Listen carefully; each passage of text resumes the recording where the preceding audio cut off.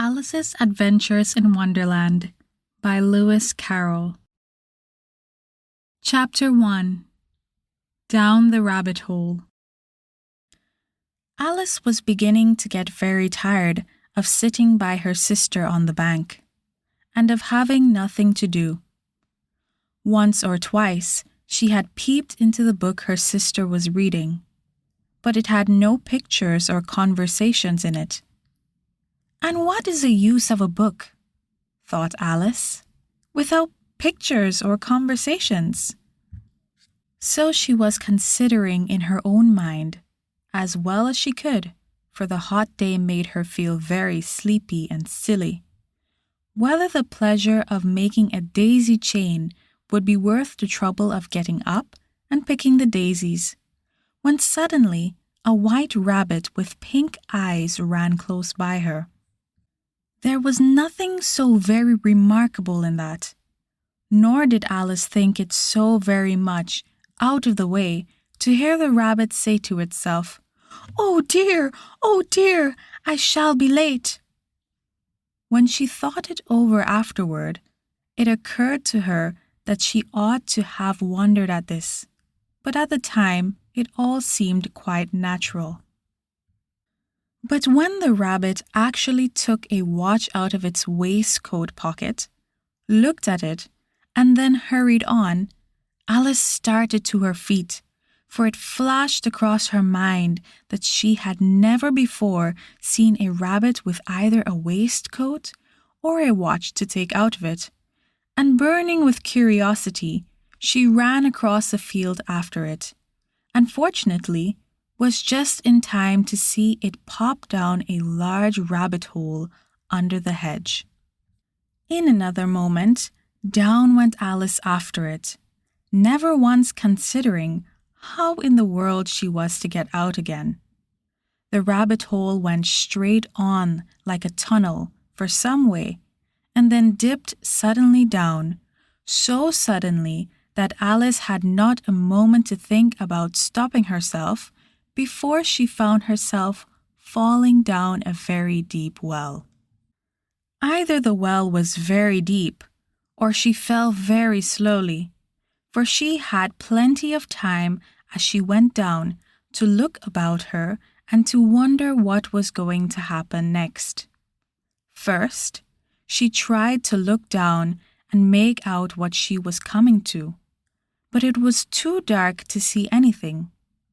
Then she looked at the sides of the wall and noticed that they were filled with cupboards and bookshelves. Here and there she saw maps and pictures hung upon pegs. She took down a jar from one of the shelves as she passed. It was labeled Orange Marmalade, but to her great disappointment it was empty. She did not like to drop the jar for fear of killing somebody underneath, so managed to put it into one of the cupboards as she fell past it. "Well," thought Alice to herself, "after such a fall as this, I shall think nothing of tumbling downstairs. How brave they'll all think of me at home. Why, I wouldn't say anything about it, even if I fell off the top of the house," which was very likely true. Down, down, down. Would the fall ever come to an end? "I wonder how many miles I've fallen by this time," she said aloud. "I must be getting somewhere near the center of the earth. Let me see. That would be 4,000 miles down, I think."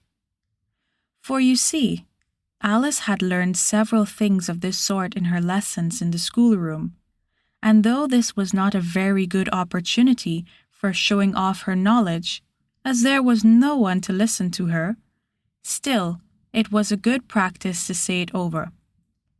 "Yes, that's about right distance. But then I wonder what latitude or longitude I've got to." Alice had no idea what latitude was, or longitude either, but thought they were nice grand words to say. Presently, she began again. I wonder if I shall fall right through the earth. How funny it'll seem to come out among the people that walk with their heads downward. The antipathies, I think. She was rather glad there was no one listening this time, as it hadn't sounded at all the right word. But I shall have to ask them what the name of the country is, you know. Please, ma'am, is this New Zealand or Australia? And she tried to curtsy as she spoke. Fancy curtsying as you're falling through the air. Do you think you could manage it? And what an ignorant little girl she'll think of me for asking. No, it'll never do to ask. Perhaps I shall see it written up somewhere. Down, down, down. There was nothing else to do, so Alice soon began talking again. Dinah'll miss me very much tonight, I should think. Dinah was the cat. I hope they'll remember her saucer of milk at tea time.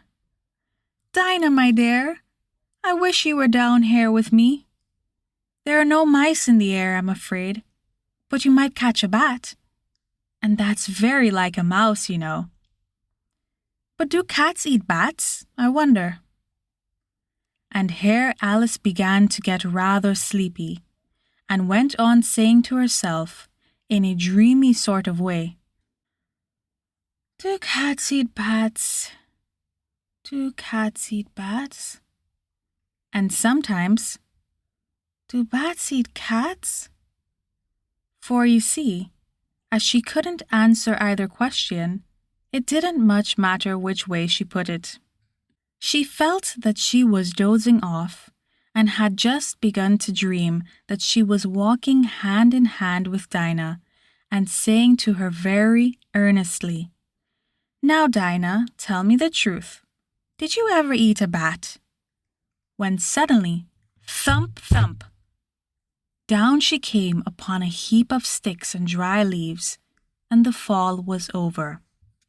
Alice was not a bit hurt, and she jumped up onto her feet in a moment. She looked up, but it was all dark overhead. Before her was another long passage, and the white rabbit was still in sight, hurrying down it. There was not a moment to be lost. Away went Alice like the wind, and was just in time to hear it say, as it turned a corner, Oh, my ears and whiskers! How late it's getting! She was close behind it when she turned the corner, but the rabbit was no longer to be seen. She found herself in a long, low hall, which was lit up by a row of lamps hanging from the roof. There were doors all around the hall, but they were all locked. And when Alice had been all the way down one side and up the other, trying every door, she walked sadly down the middle, wondering how she was ever to get out again. Suddenly, she came upon a little three-legged table, all made of solid glass. There was nothing on it except a tiny golden key, and Alice's first thought was that it might belong to one of the doors of the hall.